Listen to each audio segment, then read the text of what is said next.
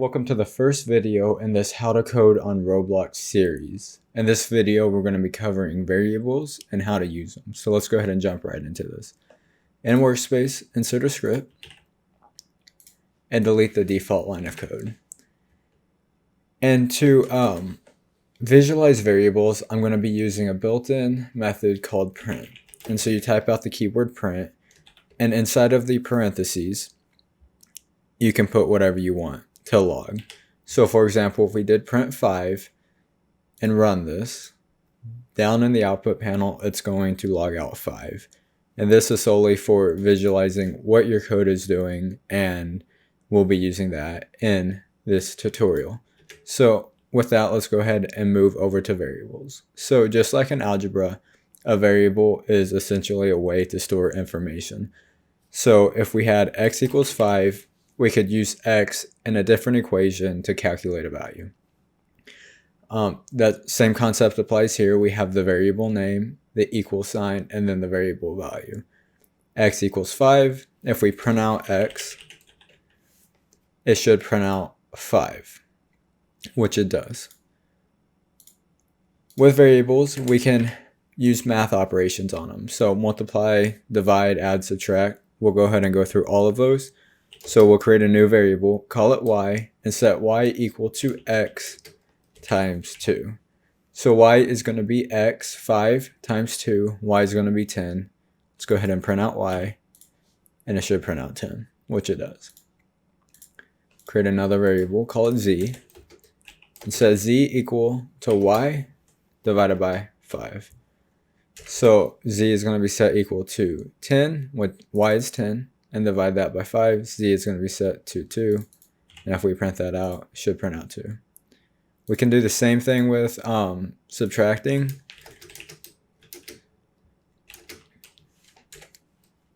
So we're setting t equal to z. Z is 2 minus 1.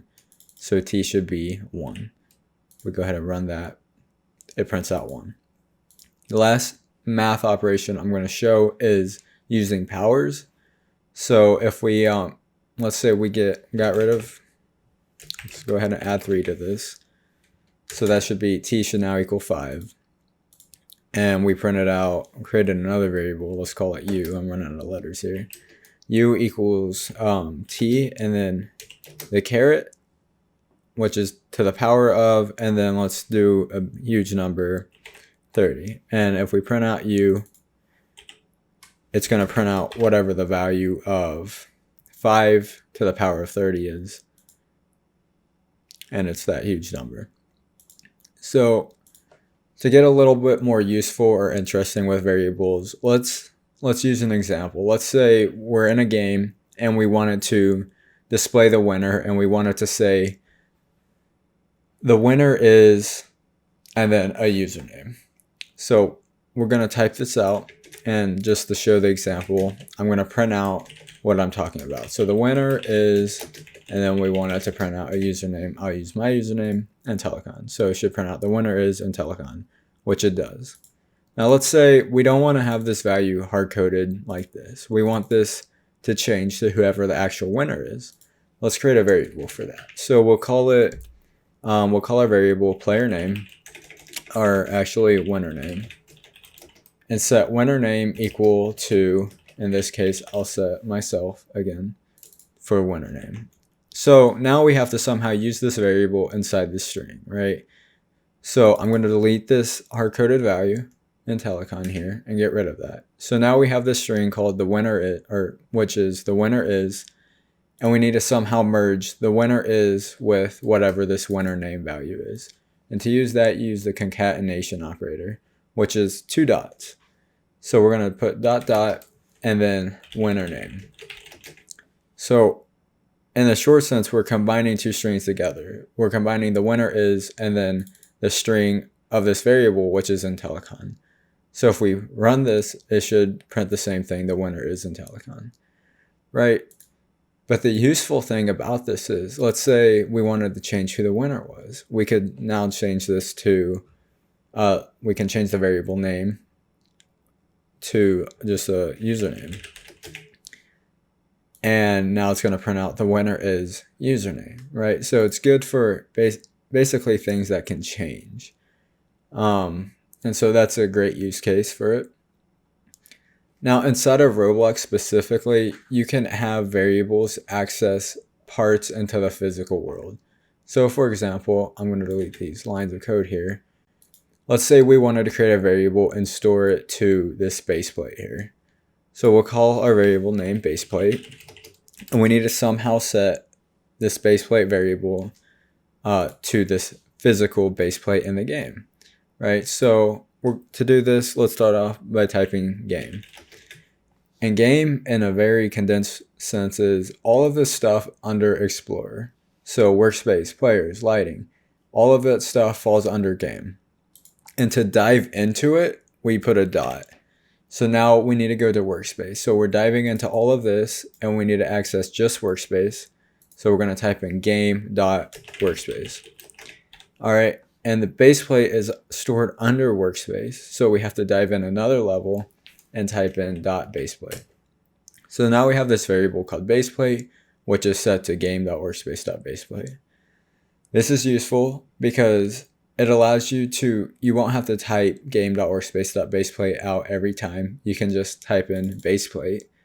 And so it allows for cleaner code as well as saving time.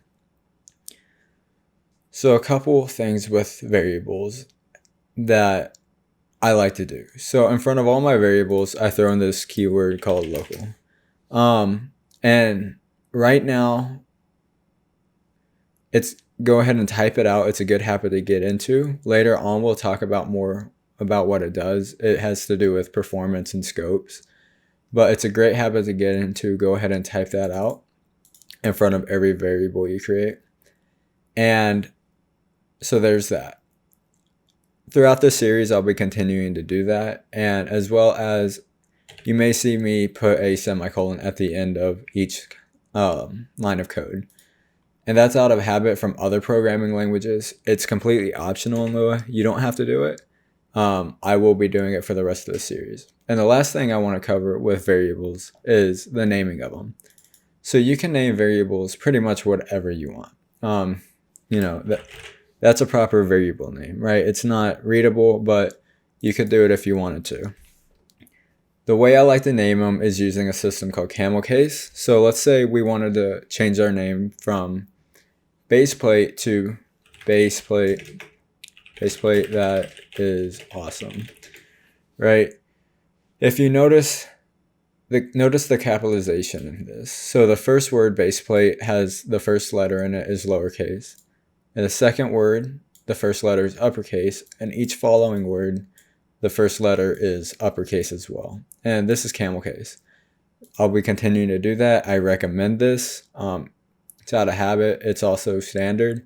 So go ahead and try to get into that habit, and it'll allow for cleaner and better code. So with that, make sure you guys like and subscribe, and I'll see you in the next video.